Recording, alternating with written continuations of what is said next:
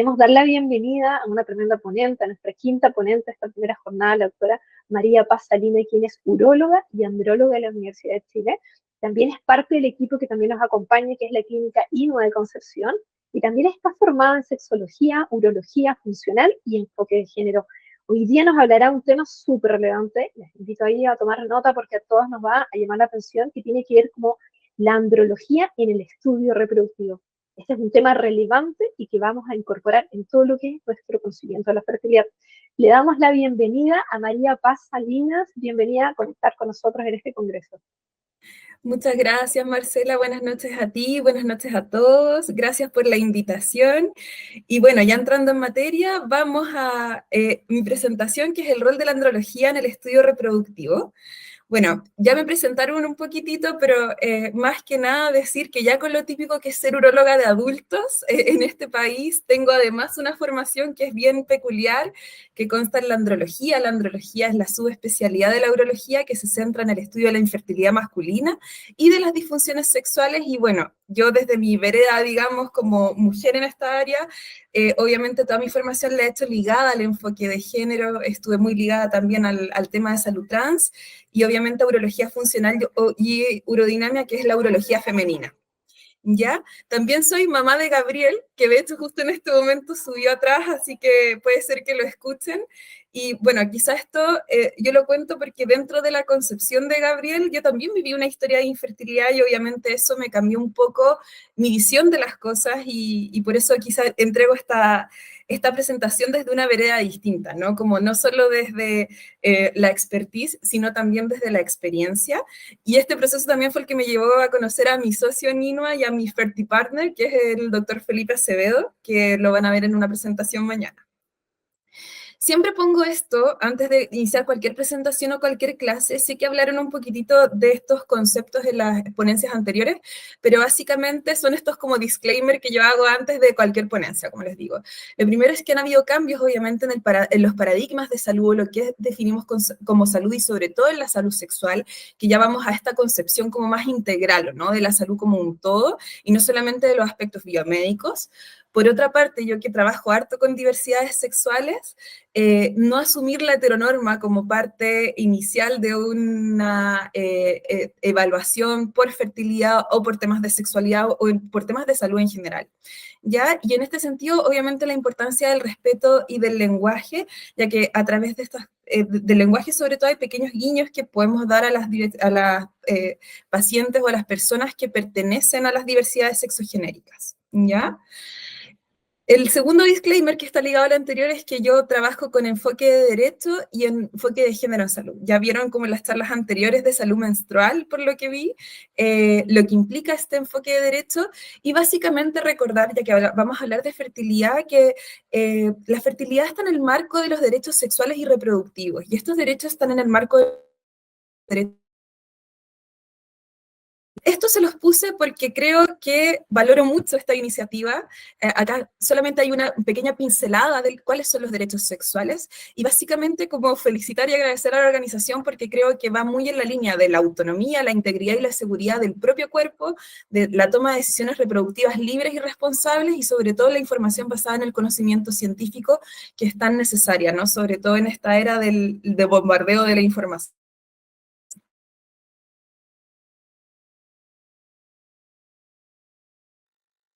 Ya que habla un poco de que en la sexología y sobre todo en la fertilidad o la evaluación de fertilidad que está en el marco de la sexualidad, es súper importante esta evaluación como más integral que incluye no solo como la parte biomédica o biológica, que serían como los sistemas del cuerpo, hay que entender el contexto sociopolítico y económico en el que estamos insertos, los sistemas de la experiencia que van a tener que ver con la cultura, la religión, la educación y los sistemas de la mente, ¿no? Entonces, en ese sentido, esta concepción como más integral de la sexualidad y de la fertilidad, al menos a mí me hace mucho sentido y es como trabajo. ¿Ya? Entrando más en materia, cuando hablamos de factor masculino, lo tocaron justamente en la ponencia anterior, en realidad el factor masculino es súper frecuente. Se cree, según diversas estadísticas, que puede llegar al 50%.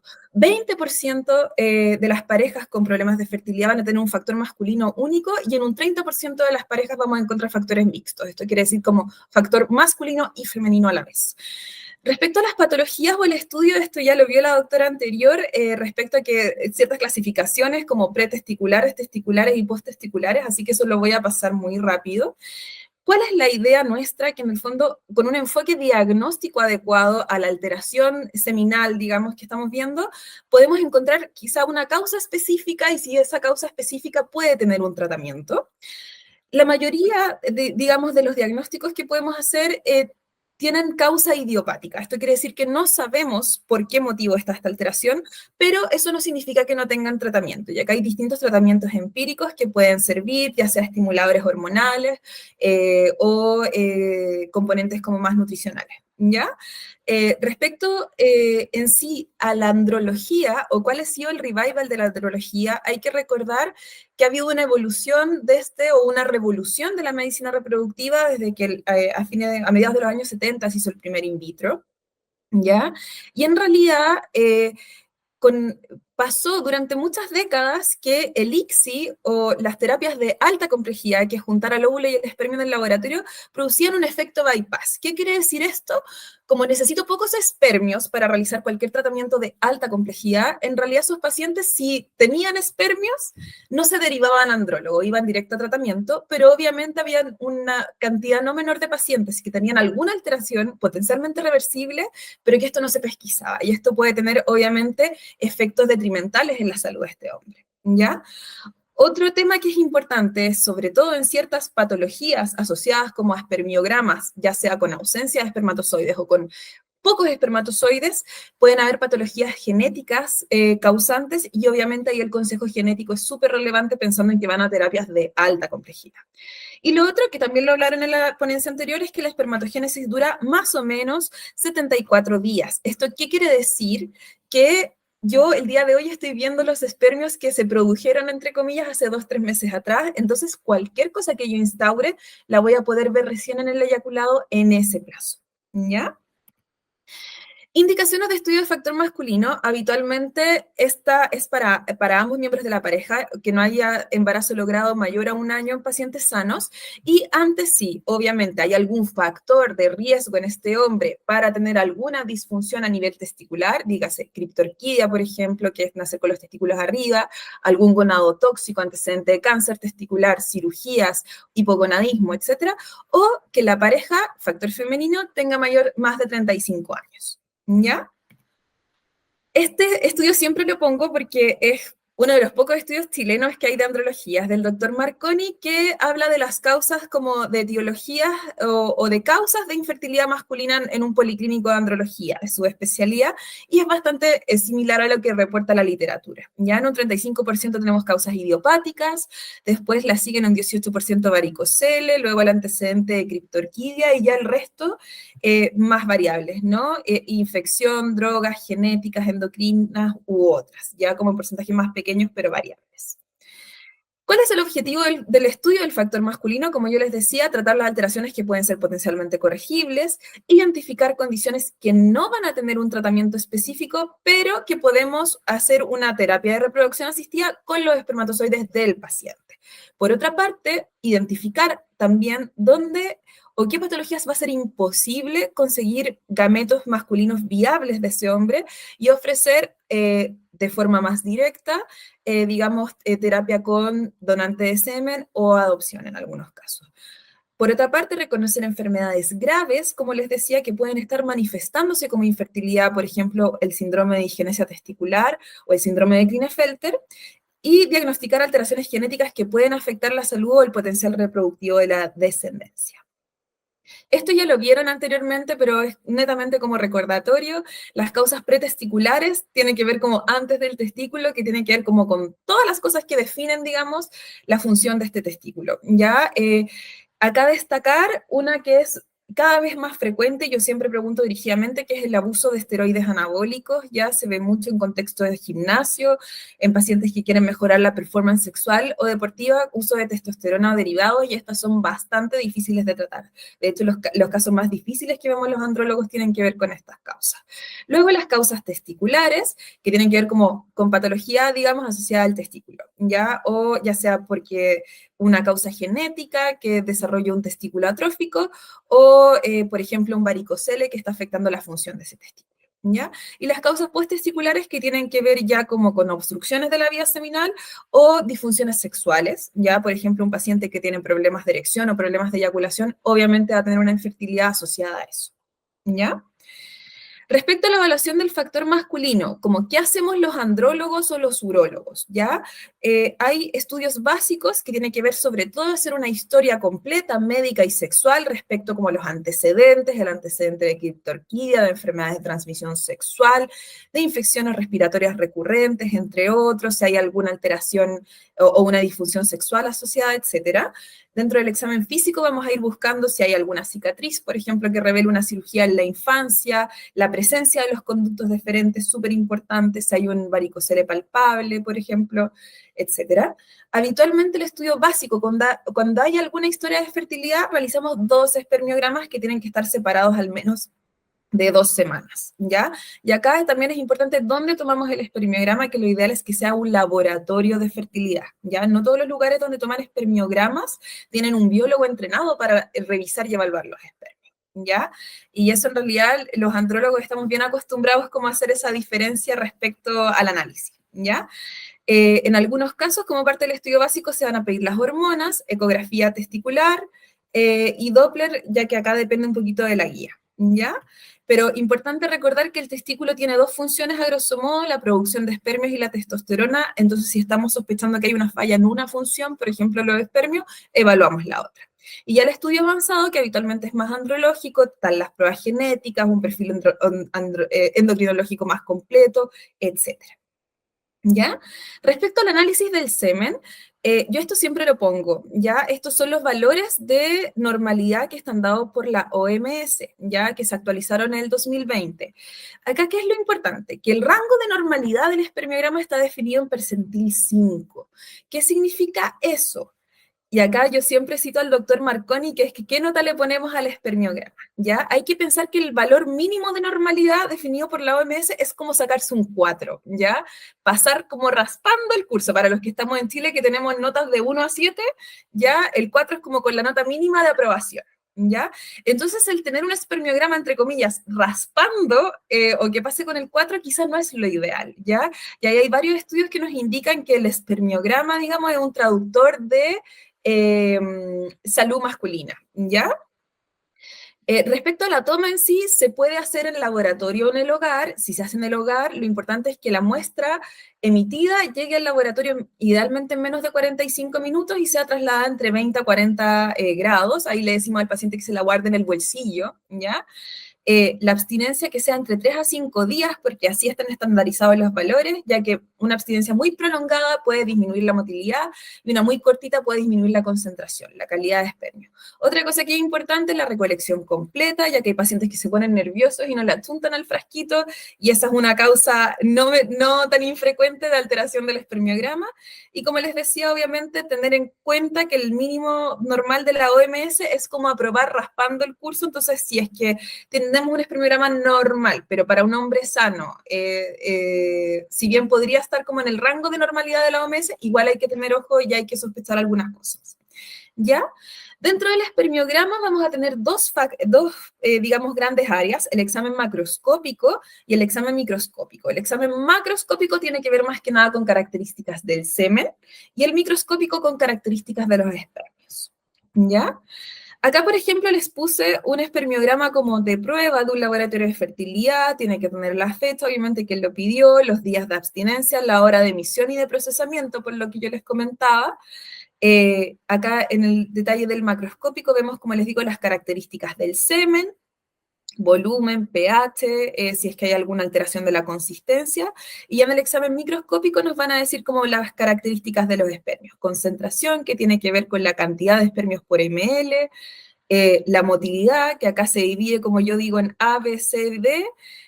Yo siempre trato de traducir la motilidad progresiva rápida como el espermio que va en la moto, ya la lenta, el espermio en bicicleta, que habitualmente A más B es lo que nos traduce como espermios que son óptimos o que tienen una motilidad óptima para fecundar. Ya el no progresivo es el que va caminando, está quietito ahí, y el inmóvil es el que no se mueve. ¿Ya?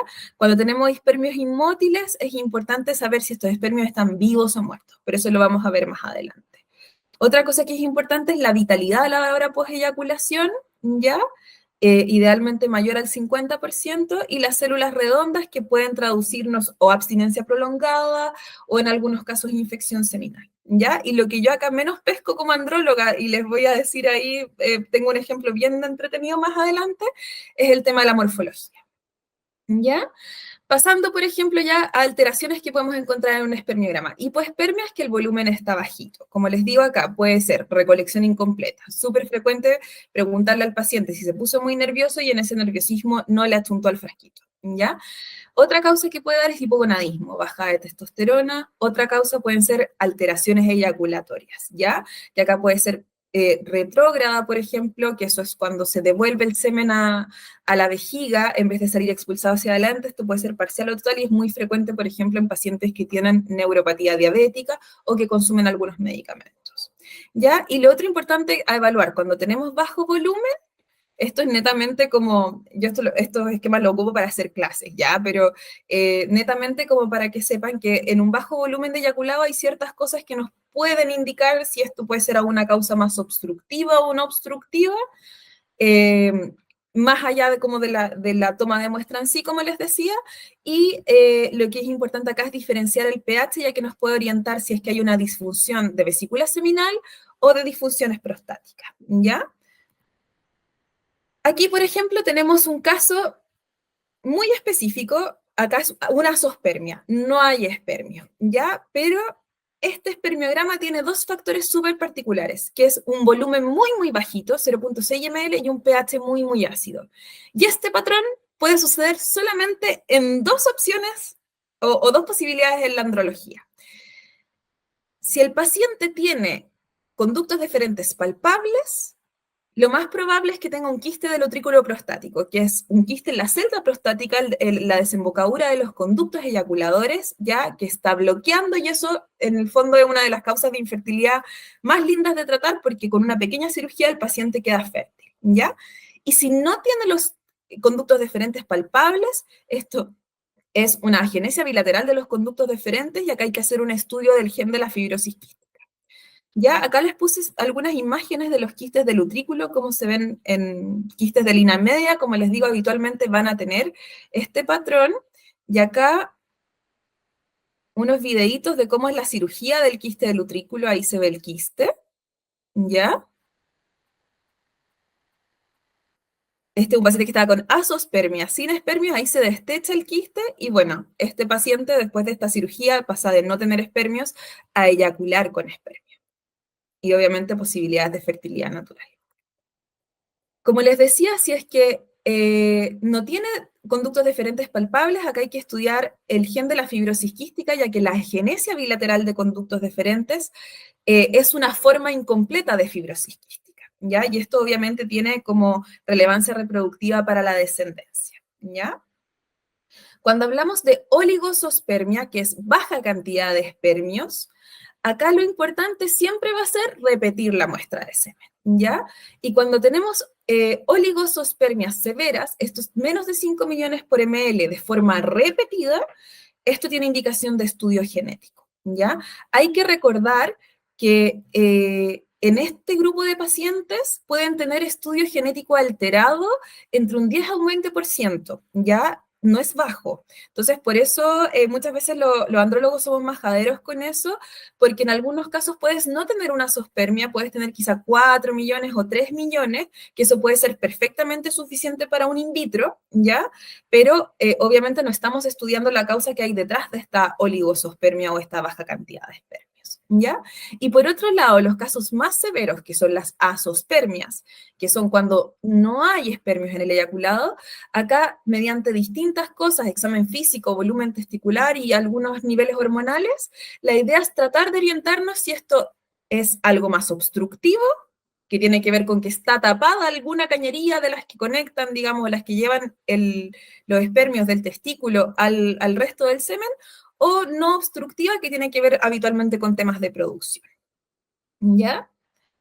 Esto es más o menos lo que yo les expliqué, pero básicamente dependiendo la causa que pueda haber detrás de esta baja cantidad de espermios, vamos a ver si es que es un paciente que va en definitiva a biopsia, a consejo genético, o que podemos estimular, digamos, con alguna maniobra hormonal para que mejore la cantidad de espermios y quizá ir a una técnica como menos invasiva, como sería una inseminación, por ejemplo.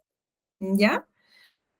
Respecto a la azospermia, que es cuando no encontramos espermios en el eyaculado, como les digo, tratamos de diferenciar en estos dos grupos. No siempre es tan fácil definir, pero ¿qué es lo importante? Cuando es obstructiva, la función del testículo está conservada, solamente que los espermios están encerrados ahí. Por tanto, si voy a hacer una biopsia, o una punción de pirimo para rescate de espermios, en un mayor de un 90% voy a encontrar espermios. Y esos espermios los puedo ocupar para una terapia de reproducción asistida, ¿ya?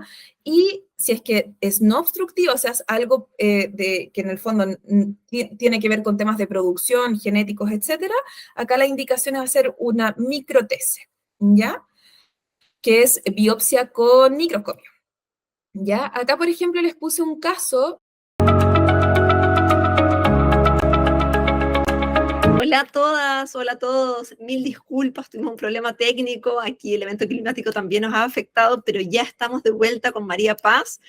Esperemos calzar con la diapositiva siguiente a la que quedamos y agradecemos también el poder seguir conectando con ustedes. Vamos a continuar con esta presentación que nos habla sobre la relevancia de la andrología. Así que continuamos contigo, María Paz. Muchas gracias. Bienvenida Hola, nuevamente. buenas noches. Bueno, seguí hablando mucho rato en la presentación. Creo que quedamos por aquí, pero básicamente, ¿qué es importante? Las oligosospermias severas, menos de 5 millones por ml, tienen indicación de estudio genético, ¿ya?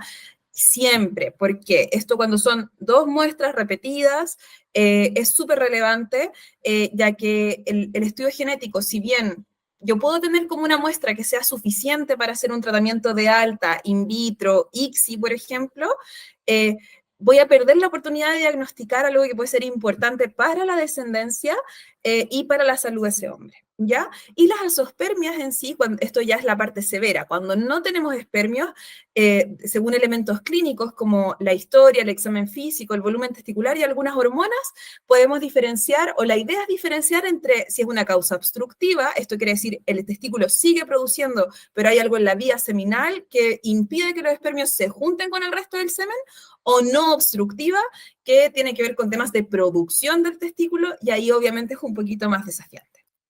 ¿Ya? Esto es netamente como para comentarles que siempre las oligosospermias severas se estudian. Hay ciertos casos donde vamos a encontrar un diagnóstico y vamos a poder tratar e incluso en algunos casos revertir o mejorar la concentración de espermio, y en otros casos quizá vamos a tener que, no vamos a encontrar una causa, pero igual podemos hacer un tratamiento idiopático con estimulación y hormonas. ¿Ya? Esto es netamente en las azospermias. De repente esta diferencia entre obstructiva y no obstructiva no es tan fácil, ¿ya? Pero ¿qué es lo importante? Es que el pronóstico de esa biopsia o de recuperar esos espermios es diametralmente distinto. ¿A qué voy con esto? Cuando es obstructivo, como es un tema de que están los ductos tapados, por decirlo así, si voy a rescatar espermios al testículo, lo más probable es que encuentre en más del 90% de los casos, ¿ya? Y en los casos no obstructivos, esto quiere decir cuando hay una patología testicular, que no sabemos la causa, aquí podemos ir a hacer una biopsia testicular idealmente apoyados de un microscopio, y en estos casos las tasas alcanzan a un 50%. Uno puede decir 50% no es tanto, pero en realidad estos son pacientes que antes de la revolución de la andrología no tenían ninguna chance de paternidad con sus propios espermios, ¿ya? Acá, por ejemplo, les puse un caso de una azoospermia. Acá, bueno, recordar que siempre hay que centrifugar el pellet de semen cuando no se encuentran espermios y según los valores, digamos, hormonales y de su volumen testicular, se clasificó como no obstructiva. ¿Ya? Y dentro de su estudio, ¿por qué es relevante esto? Le salió una microdeleción de la región AZFC del cromosoma Y. ¿Qué es lo importante con un cariograma normal? Que son los dos estudios genéticos que hacemos. ¿Qué es lo importante de esta microdeleción? Que tiene, o sea, hay que hacer un consejo genético porque acá todos los hijos varones portadores del cromosoma Y van a heredar la deleción, pero en realidad la posibilidad de éxito con una biopsia de rescatar espermio es más o menos del 40 al 50%. ¿Ya? Aquí les puse las distintas técnicas de recuperación espermática o desde dónde podemos extraer la muestra, que son todas estas siglas, ¿ya? Ayudados o no por microscopio, pueden rescatarse del epididimo o desde el testículo, ¿ya? Y obviamente esto cada andrólogo va a escoger como la mejor técnica para cada caso, pero como les decía, las tasas de recuperación son variables dependiendo si se atribuye más a una causa obstructiva o a una no obstructiva, ¿ya? Este es otro caso, por ejemplo, también de una azoospermia, infertilidad primaria, con un perfil de azoospermia no obstructiva, y en este caso el estudio genético le salió otra microdeleción, pero de la región A, que en este caso es de las que tienen peor pronóstico reproductivo, ya que esto quiere decir que se perdió los genes que son encargados de producir los espermios. O sea, este paciente no tiene que la posibilidad de encontrar espermios en esa biopsia es cero. Y obviamente esto de los casos donde tienen que ir directamente a consejería y obviamente a semen donante, ¿ya? Dentro de la astenosospermia, estos son los espermios lentos, como les decía, hay distintas clasificaciones, distintas causas, muy importante el varicocele porque es de las causas tratables y potencialmente reversibles que tenemos, pero acá lo importante es en los casos severos, siempre sospechar que puede haber algo más allá de un varicocele o algo nos tiene que hacer como sospechar también si es que hay síntomas agregados que pueden haber síndrome de cilo inmóvil o Cartagener o un 9+0, ya que son de estas alteraciones de la ultraestructura que impiden que los espermios se mueran, ¿ya? Y lo otro, como les decía, cuando hay espermios que no se mueven, es importante diferenciar si estos están vivos o muertos, ¿ya? Acá, por ejemplo, les tengo otro caso, un caso súper interesante, donde en este caso había tenido una pareja anterior por temas de fertilidad, había sido operado de un varicocele, fue reoperado de ambos varicoceles y claro, viendo el espermiograma habían varias cosas que llamaban la atención, baja concentración, baja vitalidad, digamos la motilidad cero, pero no estaban vivos, digamos, estos espermios, en la mitad de los espermios, y básicamente este paciente tenía historias de bronquiectasias y de enfermedades respiratorias recurrentes, ¿ya? Y ahí lo que sospeché yo fue una disquinesia axilar primaria, que fue confirmada por estudio genético, ¿ya? ¿Qué es lo importante? Como les digo, en casos severos, siempre sospechar que puede haber algo más, ¿ya? Y en los casos de necrosospermia, acá obviamente lo ideal es ir a descartar drogas, tóxicos para los espermios, etcétera, infecciones, varicocele, pero lo importante de la necrosospermia, que si obviamente encuentro la causa, es potencialmente reversible, y si es que no encuentro la causa y es persistente, en general son pacientes que andan bien con espermios rescatados de biopsia para tratamiento. ¿Ya? Dentro de los elementos no espermáticos del semen tenemos las células redondas y los leucocitos que acá son importantes de diferenciar para ver o descartar que no haya una infección seminal. ¿Ya? Y lo último, que es lo que habitualmente genera mucha angustia en los pacientes que consultan andrólogo, incluso en muchos ginecólogos, es la morfología, ¿ya? Yo acá les puse el ejemplo del espermio Henry Cavill, ¿ya?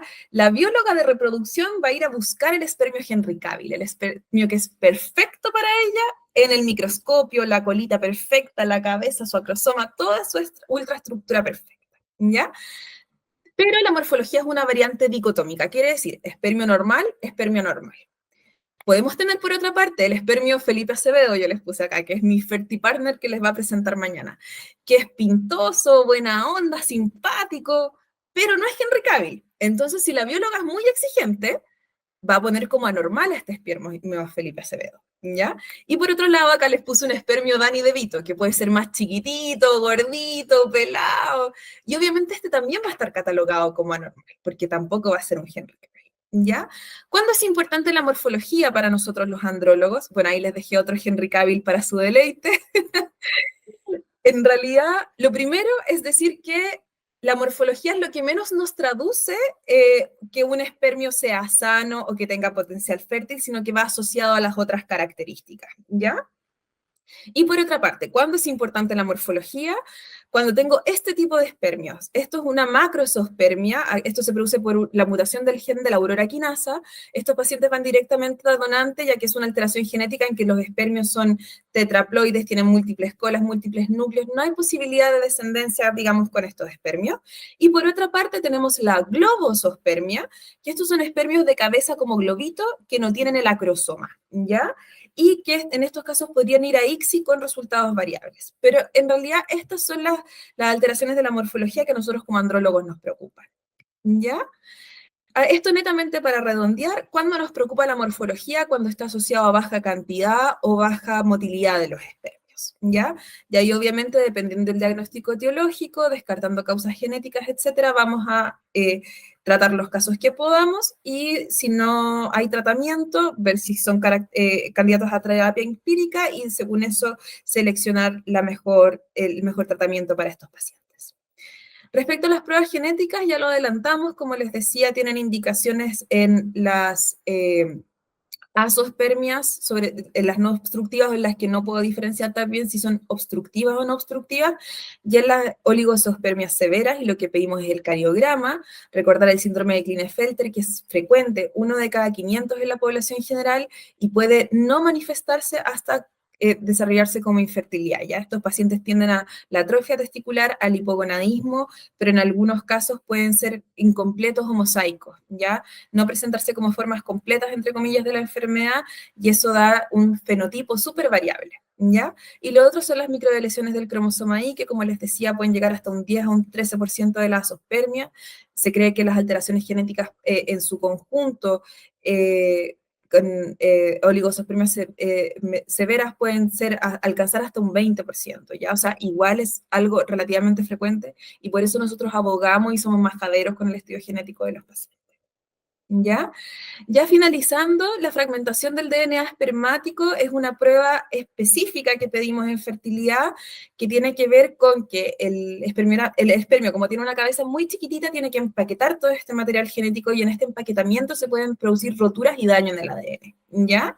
Y esto o sea, no es un criterio morfológico, o funcional, que es lo que vemos en el espermiograma, ¿ya? Es un test particular de estas roturas, ¿ya? Y por ejemplo, acá yo les tenía un caso de un paciente con un espermiograma normal, pero que fue derivado como por fallas repetidas en tratamiento, y claro, se le realizó un test de fragmentación espermática y salió alterado. ¿Ya? Así que al menos yo a todos los pacientes que van a terapias de alta complejidad trato de pedir el test de fragmentación espermática por si hay algo que podamos mejorar. ¿Ya? Y respecto ya como a las causas modificables, les hablé un poquitito del varicocele. Acá es súper importante dos cosas, que lo que tiene evidencia en fertilidad o la mejor técnica para tratar un varicocele cuando hay infertilidad es la técnica microquirúrgica, pero el varicocele, entre comillas, o el tratamiento del varicocele tiene el contra de que el efecto en el espermiograma recién lo voy a ver entre los 6 y 18 meses postoperatorio. Y como esto depende mucho de la edad de la pareja, hay parejas que no tienen ese tiempo para esperar y ahí uno tiene que hacer algunas otras maniobras, digamos, para que este paciente pueda emitir muestra y no necesariamente esperar la resolución del varicocele, ¿ya? Acá les dejé como más o menos la vista de cómo se ve una varicocelectomía microquirúrgica. Y ahora sí que terminando, creo, el hipogonadismo, importante, la baja de testosterona, como les decía, cuando evaluamos la función de los espermios en el testículo, también evaluamos la función de la testosterona.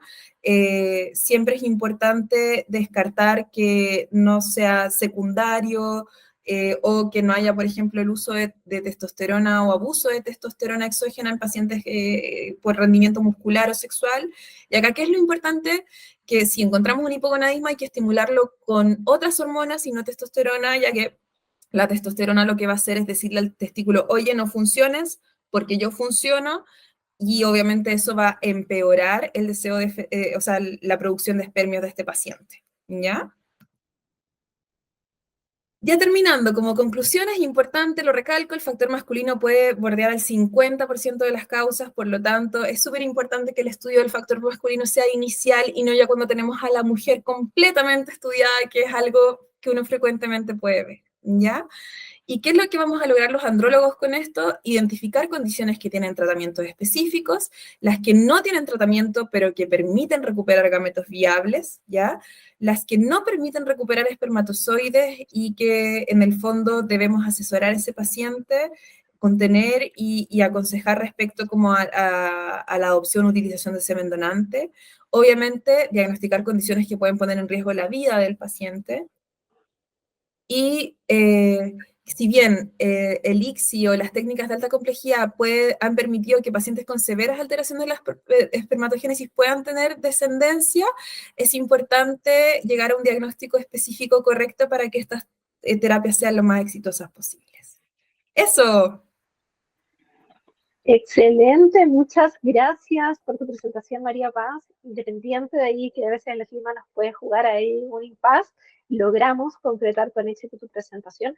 Nos llegaron algunas preguntas complejas que nos gustaría hacerles llegar después como clínica y de esa forma quizás tener el espacio para poder responder de forma correcta estas preguntas que son quizás un poquitito más complejas. Pero hay una pregunta que nos hicieron que tiene gran relevancia y yo creo que en esto de conocer la importancia del factor masculino en la fertilidad, tampoco se sabe mucho con respecto a los valores de estos exámenes. Nos hacía una pregunta más o menos como al rango general. ¿Cuánto sale una evaluación masculina? Mira, bueno, ahí yo creo que va a depender el tipo de evaluación. ¿Ya? Así como básico, lo ideal es pedir al menos un espermiograma o dos si es que este espermiograma está alterado, ¿ya? El valor del espermiograma en laboratorios de fertilidad tiende a ser un poco más caro o bastante más caro que en laboratorios no de fertilidad por de esa muestra, ¿ya? Ahí, dependiendo del laboratorio, va a variar entre 35.000, 50.000, 60.000 pesos, eso como el espermiograma básico, ¿ya? Porque tú también puedes pedir ciertos tests como la fragmentación, que es bastante cara por el kit que se utiliza, o separación espermática, que es como separar los espermios en el laboratorio y escoger los mejorcitos en caso de una inseminación. Entonces va a depender un poco de si es un estudio básico o un poquitito más avanzado, ¿ya? Y del estudio hormonal, al menos, bueno, va a depender mucho de la evaluación de salud de este hombre, ¿ya? Así como básico, habitualmente uno pide, bueno, el panel general de hemograma, perfil lipídico, perfil hepático, porque eso es un marcador de, o sea, obviamente hay otros temas de salud que podemos corregir, y ya más específico, como al menos una testosterona matinal como de estudio inicial, ¿ya?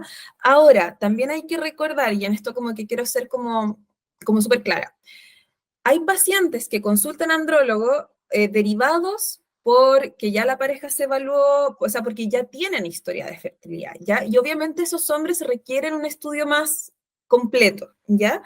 Pero hay pacientes que quizás están recién en plan de embarazo o no cumplen criterios de infertilidad y quieren hacerse como la evaluación por si acaso, ¿ya? Y en ese caso, si es que es un paciente sano, que no tiene antecedentes, que tiene volumen testicular normal, uno podría hacer o una evaluación más básica o diferirla, ¿ya?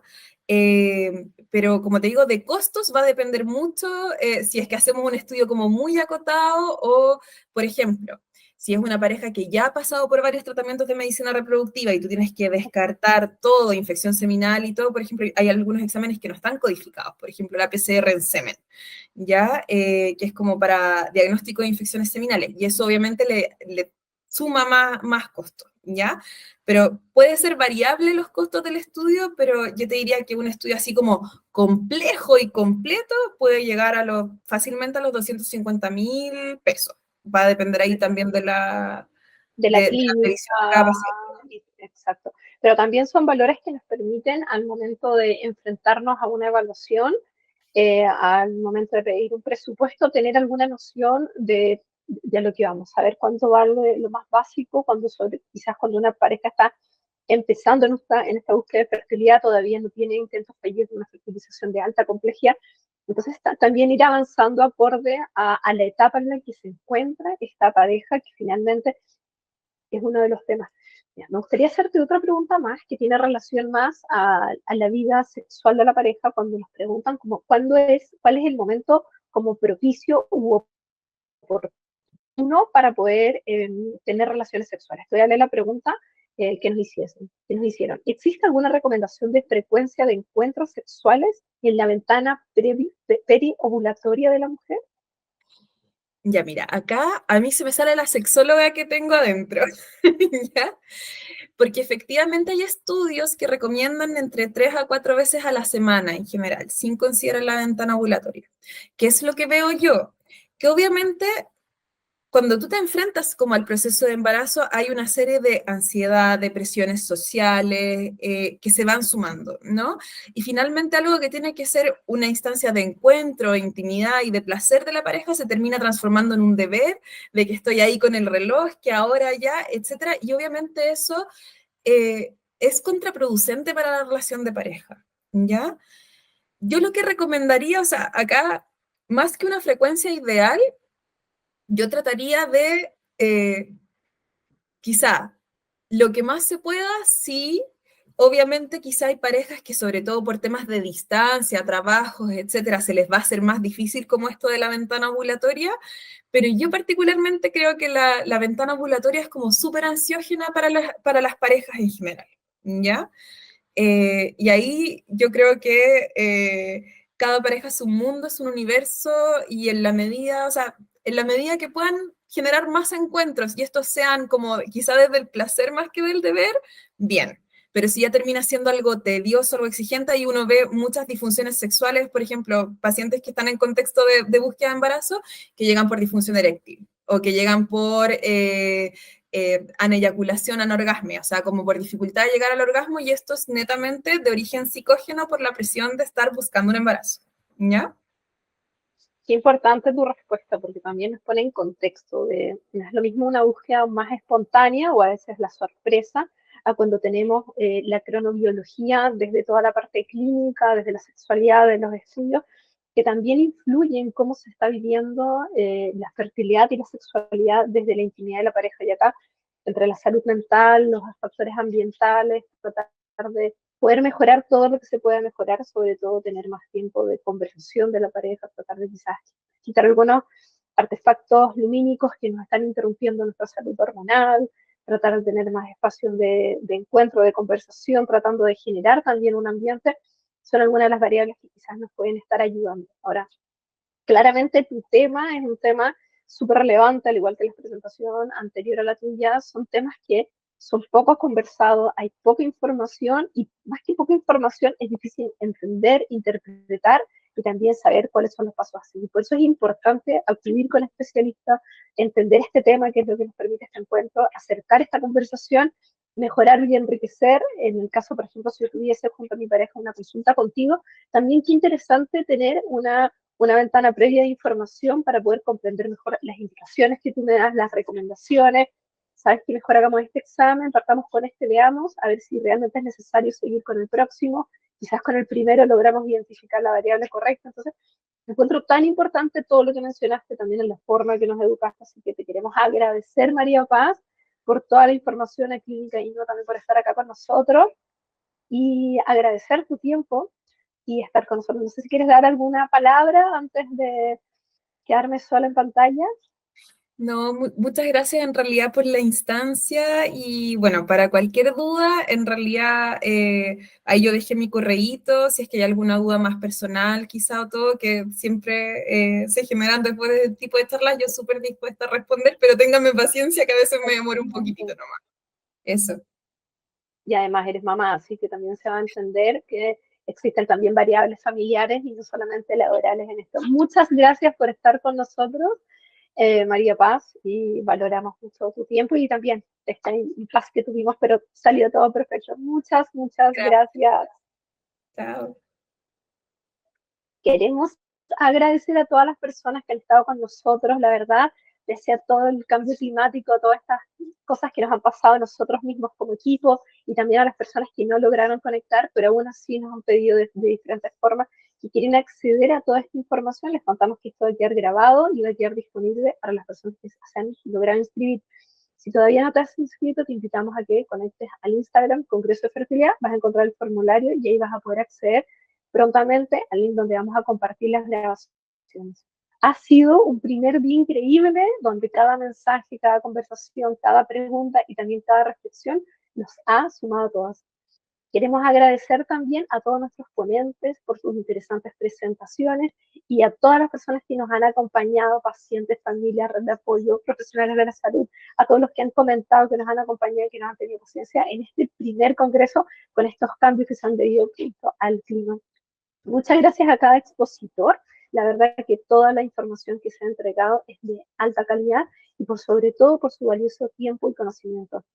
No queremos perder la oportunidad de también agradecer al espacio y la confianza de nuestros patrocinadores, en este caso la clínica de SG Fertility, por confiar en nosotros, al igual que el Laboratorio Ortomolecular Chile, que va a presentar en los próximos días, junto con la clínica INUA, también Androlab, y a todo nuestro equipo que nos está acompañando. Recuerden que mañana vamos a tener más ponentes, conectamos a las 9 de la mañana con temas muy interesantes en la segunda jornada, que es un poco más enfocada a todo lo que tiene que ver a la fertilidad. Vamos a ser un poco más enfáticos en este tema y el nombre de esta segunda jornada es Tratamientos de Fertilidad. Les invitamos a recordar que tienen que estar inscritos para recibir el link para conectar y ver las grabaciones y toda la información que se viene más adelante. Nos vemos mañana, sábado 4 de agosto a las 9 de la mañana, Chile. Se despide afectuosamente todo el equipo del Congreso de Fertilidad. Nos vemos mañana. Buenas noches a todos y que estén todos muy bien en sus casas con este clima en Chile. Nos vemos.